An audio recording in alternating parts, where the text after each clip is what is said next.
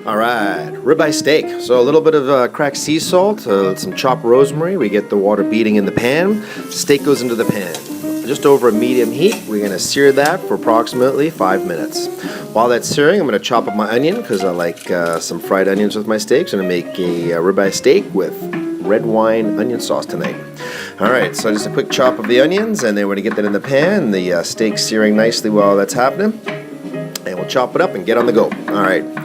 So quick chop of that into the pan is going to be. So the steak's been searing for about 5 minutes. So now I'm going to put the onions all around the steak. Those are going to brown nicely, and some of the fat from the steak's going to come out and help brown those onions up nicely, right?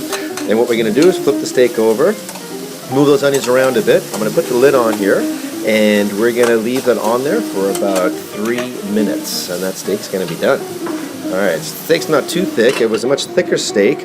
I'd probably let it cook a little longer, right? But it's not too thick. So a couple minutes have gone by, and that's good to go. Take the steak right out of there. I'm going to add a bit of barbecue sauce to those onions and saute a little bit more, nicely browning. And then we're going to deglaze a pan with red wine. So I'm put about a half a cup of red wine in there. I'm going to reduce that down and add a little bit of beef stock, right? I'm using the Campbell's beef broth.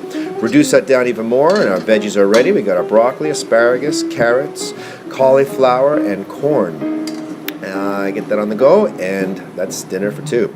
I have some mashed potatoes left over from the other night, and that's what we like to eat at Chef Warren's house. So that's ribeye steak with red wine sauce, mashed potatoes, and a veg medley. But got to make sure what the boss thinks. So, Junior Stacker, is that good dinner tonight? Yeah. That's the way we like to do it at our house, and that's the way you can be doing it too. Enjoy.